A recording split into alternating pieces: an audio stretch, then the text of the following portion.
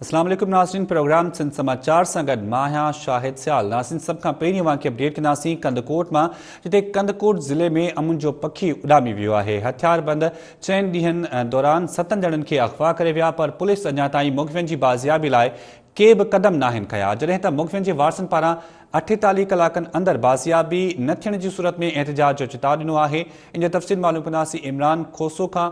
इमरान, छा अपडेट्स आहिनि? कंदकोट में हिकु दफ़ो ॿीहर बदमनी पकड़जी वई आहे, जेके ॾींहुं ॾिठे जो जेके हथियारबंद आहिनि उहे अगवा करे वञनि था, पर पुलिस अञा ताईं के क़दम नाहिनि खया, कंहिंखे बाज़ियाब नाहे कराए सघी पुलिस। जी बिल्कुल, ज़िले कश्मीर ऐं कंदकोट में ही जेको अगवा वारदातुनि वारो सिलसिलो आहे उहो त हाणोको जेको आहे वारदातूं न आहिनि, पर ही मुसलसल कुझु सालनि खां वठी ईअं चइजे 2.5 सालनि खां वठी जेके अगवा वारदातूं आहिनि उहे मुसलसल ज़िले कश्मीर ऐं कंदकोट में जारी आहिनि।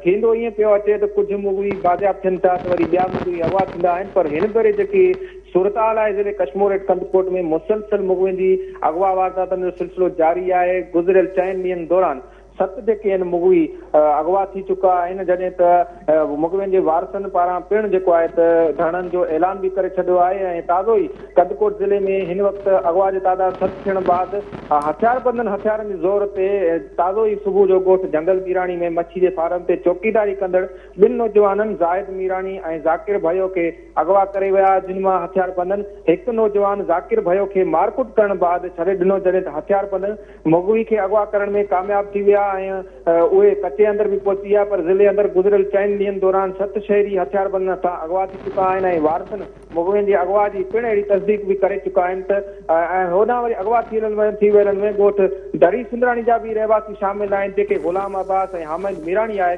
और ॿिए तरफ़ वरी सफ़दर अकरम नसीराणी ऐं ॻोठ नियाल खान जो रहवासी जापरी बिरादरी सां तालुक़ रखंदड़ गांवर जापरी ऐं वरी कंदकोट शहर जो पीरसन जेको आहे शहरी ईदन लाचारी उहो बि हथियारबंदनि सां अगवा थी वियो आहे। इहे 7 ई शहरी आहिनि जेके ज़िले कश्मीर ऐं कंदकोट सां तालुक़ रखनि था। ज़िले जी पुलिस मुग़वियुनि जी बाज़ियाबी लाइ हिन वक़्तु ताईं के बि क़दम न खया आहिनि, जंहिं सबबु मुग़वियुनि जे घरनि में हिन वक़्तु कोराम मतल आहे। जॾहिं त इन सिलसिले में असीं अॼु सुबुह सां कश्मीर ऐं कंदकोट जे SSP सैयद असद रज़ा शाह सां मालूमात वठंदे हुनजो चवणु हो त मुग़वियुनि जे अगवा में मुलविस जेकी नई गैंग आहे उहा मुतहरिक थी चुकी आहे। नई गैंग जेका ज़िले में मुसलसल अगवा वारदातूं करे रही आहे, पर SSP पिणु अहिड़ी तस्दीक कई आहे त नई गैंग जेका आहे उहा ज़िले में जनम वरिती आहे, पर नए गैंग जे ख़िलाफ़ हिन टाइम ताईं का बि पुलिस क़दमायती जेका आहे कार्रवाई न करे सघी आहे। ऐं SSP पिणु अहिड़ी तस्दीक कई आहे त जेके 7 ॼणा मुग़वी हिन दौरान अगवा थियल आहिनि, उन्हनि में 4 मुग़वी जेके आहिनि उहे औरताणे आवाज़ में हिकु जी जेके धाड़ेलनि वटि पहुता आहिनि। SSP जो पिणु अहिड़ो चवणु हो त पुलिस मुग़वियुनि जी बाज़ियाबी लाइ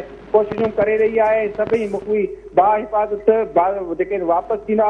होॾां अगवा थी वियल मुग़वियुनि जे वारसनि जो चवणु हो त पुलिस सिर्फ़ु फला दिलासा ऐं आसरा ॾेई रही आहे। मुग़वियुनि जे वारसनि ईदन लाचारी इहो चवणु हो त पुलिस के बि क़दम मुग़वियुनि जी बाज़ियाबी लाइ न खया आहिनि ऐं हुन चवणु हो त 48 कलाकनि दौरान जे अगरि मुग़वी बाज़ियाब न थिया त कंदकोट जे इंडस हाईवे ते एहतिजाजी धरणो हयो वेंदो। अगवा थी वियलनि जे वारसनि IG Sindh DIG Larkana SSP Kashmir ऐं कंदकोट सां मुतालबो कयो त मुग़वियुनि खे बाज़ियाब कराए घर जूं ख़ुशियूं वापसि कयूं वञनि। होॾां सूबाई वज़ीर मीर शबीर अली खान बिजाराणी ऐं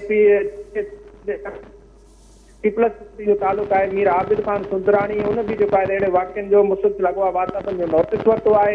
हुनजो चवणु त SSP कश्मीर ऐं कंदकोट मुग़वियुनि खे जल्द बाज़ियाब कराए ज़िले में जेको अमन अमान जी जेको सूरत हाल आहे उनखे जेको आहे बहाल कयो वञे, जीअं शहरी सुख जो साह खणी सघनि। जी वॾी महिरबानी इमरान खोसो अपडेट करण जे लाइ। नाज़रीन, अव्हांखे ॿुधायूं पिया त कश्मीर कंदकोट ज़िले में अमुन जो पखी उॾामी वियो आहे। हथियारबंद 4 ॾींहनि दौरान 7 ॼणनि खे अगवा करे विया आहिनि, जेके 7 ॼणनि जा जेके वारिस आहिनि उहे सख़्तु परेशान आहिनि। उनजो चवणु आहे त असां पुलिस खे दांह ॾियूं था, पर पुलिस इन सिलसिले में का कार्रवाई नथी करे।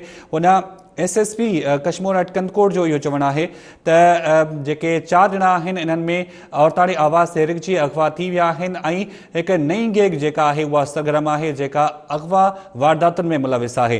गौसपुर जी सूरत हाल मालूम कंदासीं। ज़फ़र भयो असां सां लाइन ते मौजूदु आहे। ज़फ़र, छा अपडेट्स आहिनि? जेको गौसपुर जो कचे वारो इलाइक़ो आहे, पुलिस मुसलसल उते ऑपरेशन भी कंदी आहे, पर पुलिस के नाकामी नसीब थींदी आहे, नोगो एरिया बनियल आहे। इन हवाले सां अपडेट कजो ऐं केतिरा शहरी जेके आहिनि उहे अगवा थियल आहिनि? जी बिल्कुल शायद गौसपुर कश्मीर जिले में अमुन जो पखी उॾामी वियो आहे। पुरानी मार थाने जी हद जे ॻोठ जंगल मीराणी मच्छी जे फार्म 2 चौकीदार ज़ाकिर भयो ऐं ज़ाहिद मीराणी हथियारबंद हथियारनि जी ज़ोर ते अगवा करे कचे दर फरार थी विया। जंहिं बाद अॻिते हली हथियार बंदन हिकु चौकीदार ज़ाकिर भयो सख़्त तशदुद करण बाद पूरी जे कचे वारे इलाइक़े में छॾे नौजवान ज़ाहिद खे अगवा करे कचे तरफ़ खणी विया। अहिड़े इतलाह बाद हद जी पुलिस वॾा अटाला साण करे फौजी कुता घुराए फौजी कुतनि जी मदद सां पेरा खणाया, जेके पेरा ॻोठ पानवाल सब्जो भरिसां हबीबुल्ला सब्जो जे घर में पेरा विधा विया। जंहिं बाद पुलिस सब्जो बिरादरी जे घरनि खे कड़ो चाढ़े ॾिनो। पुलिस कार्रवाई करे 6 ॼणनि हबीबुल्ला सब्जो, मीरामन सब्जो ऐं दीदार सब्जो खे गिरफ़्तार करे वरितो। होॾां पुलिस कार्रवाई दौरान सब्जो बिरादरी जे 58 घरनि खे बि बाहियूं ॾेई छॾियो ऐं 30 खां वधीक रोड जी काए धक वाध करे छॾिया आहिनि। मां खे ॿुधाईंदी हालात गुज़िरियल 4 ॾींहनि दौरान घोसपुर जे भरपासे वारे इलाइक़नि में ज़ाहिद मीराणी समेत 6 माण्हू अगवा थी चुका आहिनि, जंहिंमें अगवा थी वियल ॻोठ दड़ी सुंदराणी जा रहवासी गुलाम आबास मीराणी ऐं उनजो भाइटो हामिद मीराणी ऐं ॿिया नौजवान साॻे ई ॻोठ दड़ी सुंदराणी जा रहवासी सफदर ऐं नौजवान अकरम नसूराणी ऐं ॻोठ निहाल जाफ़री जो रहवासी ओठी चारींदड़ ओठा ज़ैमर जाफ़री पिणु शामिल आहिनि।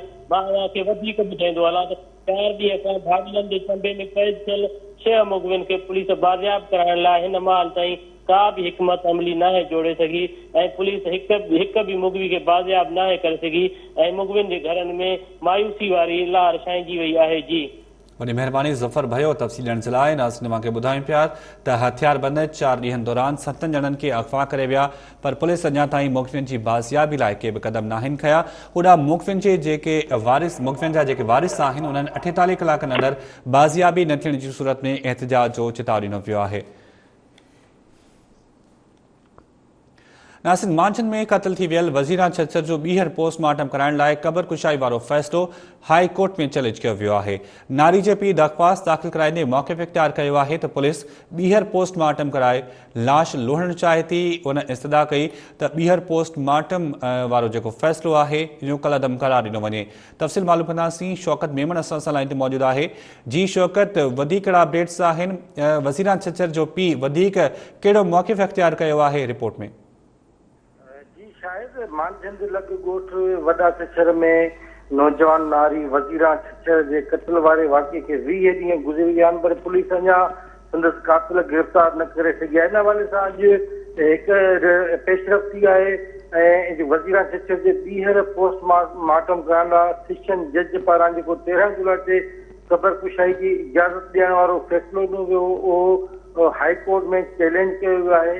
वज़ीरा छछर जे वालिद गुल मोहम्मद छछर जे वकील एजाज़ ऐवान पारां सिंध हाई कोर्ट हैदराबाद जे सर्किट बेंच में ॾिनल दरख़्वास्त में इस्तदा कई वई आहे त वज़ीरा जी क़बर कुशाई वारो सेशन जज जो फ़ैसिलो रद्द कयो वञे ऐं फ़ैसिले अचण ताईं क़बर कुशाई वारे फ़ैसिले ते अमल दरामद रोकियो वञे। मक़तूला नारी जे वालिद गुल मोहम्मद छछर जे फ़रियाद ते वकील पारां हाई कोर्ट में बाज़ाब्ता तौर अहिड़ी दरख़्वास्त जमा कराई वई आहे, जंहिंमें IG Sindh, DIG Hyderabad, police, SSP Jam Shoro ऐं जांच ऑफिसर फारूक लाखेर खे धुर बणायो वियो आहे ऐं चयो वियो आहे त पुलिस जांच जो रुख मोड़े नारी जो खून लोढ़ण थी चाहे। वकील एजाज़ अली ऐवान मूजिबि SSP पारां सेशन जज खे नारी जी क़बर कुशाई लाइ जेको लेटर लिखियो वियो उन में अदालत सां ग़लति बयानी कई वई आहे, छाकाणि त उन लेटर में अदालत खे लिखियो वियो आहे त जेको पोस्टमार्टम कयो वियो आहे उन में नारी जे मौत जे कारण जी ख़बर नथी पवे, उन करे ॿीहर पोस्टमार्टम कराइण चाहियूं था। जॾहिं त पोस्टमार्टम पोस्टमार्टम जी जेका रिपोर्ट आहे ऐं अॻु में जेको पोस्टमार्टम थियल आहे उन में क़त्ल जो कारण बणियल धकनि ऐं ज़ख़्मनि बाबति वाज़े तौर लिखियल आहे, जंहिंमां साबित थिए थो त नारीअ खे क़त्ल कयो वियो आहे। वकील इहो बि मौक़ो अख़्तियार कयो आहे त SSP पारां लिखियल लेटर में SHO छछर जेको आहे ॿीहर पोस्टमार्टम करण जो मुतालबो कयो आहे, उनजो हवालो ॾिनो आहे। जॾहिं त अहिड़ो मुतालबो SSP पारां जोड़ियल जांच कमेटी खे करणु घुरिजे हा। वकील मूजिबि ज़रूरत हिन ॻाल्हि जी आहे त कातिल पकड़िया वञनि, पर पुलिस ॿीहर पोस्टमार्टम करे नारी जो खून लोढ़ण थी चाहे। वकील एजाज़ ऐवान जो इहो बि चवणु हुयो त स्टेट जी मुदत में ॿीहर FIR कटण जी बि का ज़रूरत न आहे, छाकाणि त पोस्टमार्टम रिपोर्ट में क़त्ल साबित थी चुको आहे, पर पुलिस कातिल गिरफ़्तार नथी करे केस जो रुख मोड़ण थी चाहे। उन लाइ पुलिस मक़तूला नारी जे पेट में 8 हफ़्तनि जे ॿार जो DNA कराए नऊं पेंडोरा बॉक्स खोलण थी चाहे त जीअं फिरियादनि जो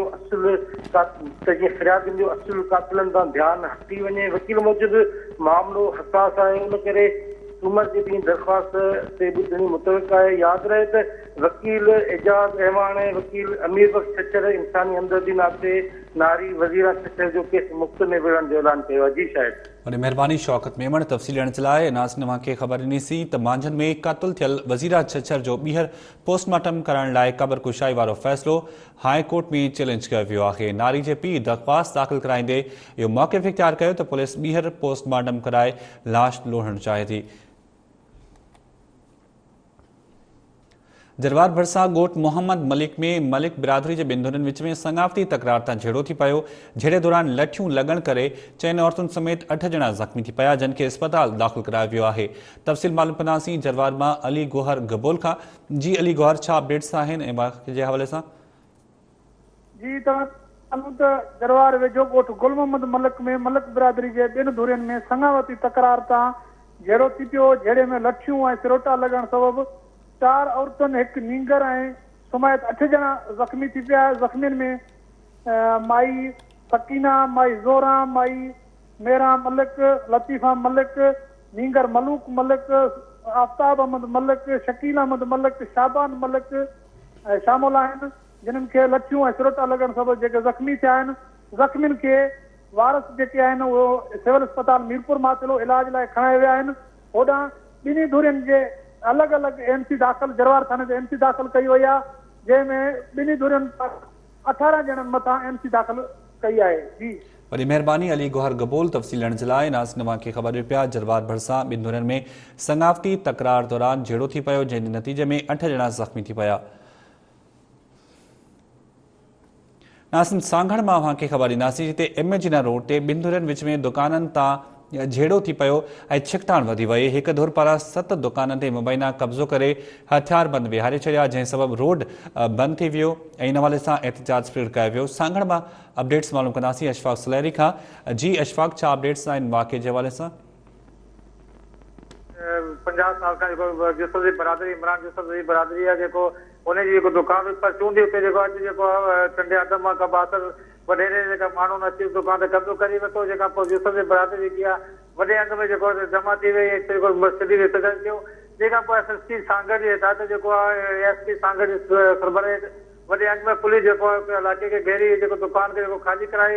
इन वक़्तु जेको आहे ॿई धुरनि खां जेको दुकान ख़ाली कराई, इन वक़्तु पुलिस हुनखे काबू आहे ऐं पुलिस जो चवणो आहे त जिन जो फ़ैसिलो जेको चैम्बर ऑफ कॉमर्स कंदी वई दुकान जी मालिक कहिड़ा ॾिनी वई यूसुफ जी बरादरी जे इमरान जो चवणो आहे असांखे दुकान जेको 50 साल खां असां वटि दुकान आहे, परचून जी जेको दुकानदारी कयूं पिया, जॾहिं की मुखालिफ़ जो चवणो आहे त हीअ दुकान जेको असांखे सेल थियल हुई ऐं हिन वक़्तु जेको असांजा मालिक इन करे कब्ज़ो कयो आहे। पर एसएसपी सांगड़ जेको हिन वक़्तु वॾे अघ में जेको पुलिस जेको मुक़ररु करे छॾी आहे, दुकान जेका ख़ाली कराई, जेको हिन वक़्तु पुलिस जो मुक़ररु चवणो आहे त इनजो फ़ैसिलो जेको आहे सुभाणे जेको चैम्बर ऑफ कॉमर्स कंदी। जी वॾी महिरबानी अशफाक सुलहरी तफ़सील ॾियण जे लाइ। नाज़रीन सांगड़ में एमएजीना रोड ते 2 धुरनि विच में दुकाननि वारे मामले तां झेड़ो थी पियो ऐं छिकताण वधी वई, जंहिंखां पोइ दुकाननि ते मुबैना कब्ज़ो करे हथियारबंद विहारिया विया आहिनि। नाज़रीन ॿिए तरफ़ अव्हांखे अपडेट कंदासीं सालेपत मां, जिते सालेपत भरसां ॻोठ बागो मंगरियो जे रहवासी 35 वरनि जे नौजवान मौला बख़्श मंगरियो बेरोज़गारी खां तंग अची वण में रसो ॿधी फाव खाई आपघात करे छॾियो। इन तफ़सील मालूम कंदासीं मुनीर महर खां। जी मुनीर, छा तफ़सील आहिनि? जी सालियापट लॻे ॻोठ बांगो मंगरियो में 35 साला नौजवान मुबीना ख़ुदकशी करे छॾी। उन बारे में राब्तो करण ते सालियापट पुलिस ॿुधायो आहे त सालियापट भरसां ॻोठ बांगो मंगरियो में 35 साला नौजवान मौला बख़्श पुट रसूल बख़्श मंगरियो वण में रसो ॿधी फाव खाई हयातीअ जो अंत आणे छॾियो। असां वाक़े वारी हंधि पहुची लाश तहवील में वठी लाश जी पोस्टमार्टम लाइ तालका अस्पताल रोड़ी खणाए वञी रहिया आहियूं। ॿिए तरफ़ मुबीना ख़ुदकशी कंदड़ नौजवान जे भाउ लतीफ़ रिनो मंगरियो ॿुधायो आहे त असां असुल ड्राखाणे जा रवासी आहियूं। असांजे भाउ मौला बख़्श ॻोठ बिटड़ीअ मां शादी थियल आहे। केतिरे 2 पुटनि ऐं 2 न्याणियुनि जी औलाद आहे। असांखे संदसि सावरनि इतलाह ॾिनो आहे त मौला बख़्श ख़ुदकशी करे छॾी आहे, लेकिन असांखे शक आहे त हिन खे क़तल कयो वियो आहे, जंहिंजी इंक्वायरी कराईंदासीं। जी वरी महिरबानी मुनीर महर तफ़सील ॾियण जे लाइ नासिन सालेपट भरिसां ॻोठ बागो मंगरियो जे रिवासी 35 वरनि जे नौजवान मौला बख़्श बेरोज़गारी खां तंग थी वण में रसो ॿधी फाव खाई आपघात करे छॾियो। नासिन थर जे ॻोठ रावतसर में मदरसे जे मौलवी पीरसन ॻोठाणे खे पुट लाइ ॾिनल रिश्तो ऐं रस्म में ॾिनल ज़ेवर फमाइण लाइ कारे इल्ज़ाम हेठि बिरादरी मां नेकाली जी लिखत में फतवा जारी करे छॾी। ॻोठाणो तहफ़ुज़ ऐं इंसाफ़ लाइ सहाफ़नि वटि मिठी पहुची वियो। इंसाफ़ न थियण जी सूरत में हुन ख़ुदकुशी करण जो चिताव ॾेई छॾियो आहे। जंहिं तफ़सील मालूम कंदासीं मुमताज़ नोड़ियो खां। जी मुमताज़, छा तफ़सील आहिनि? जी बिल्कुल, ही थर जे तालके डायली जो ॻोठ है रावतसर, जिते जे ॿिनि मौलवियुनि पारां हिकु पीरसन 51 सालनि जे पीरसन खे कारे इल्ज़ाम में जेको आहे उहो जो उनखे बिरादरी मां नेकाली ॾियण जी फतवा जारी कई आहे। ऐं उहो ॻोठाणो आहे जेको 51 सालनि जो सखर रायमू, उहो उतां ॻोठा पारां ॻोठनि मां जेको मौलवी जेको आहे उन फतवा जारी करण खां पोइ उहो मिटी पहुतो आहे। सखर रायमे जो इहो चवणु आहे त मुंहिंजे पुट जी मङणी थियल हुई, रसम थियल हुई ऐं उनखां पोइ उन रसम में ज़ेवर ॾिनल हुआ, उहे फबाइण लाइ उते भाउरनि पारां इन क़िस्म जो मूं ते इल्ज़ाम लॻायो वियो आहे।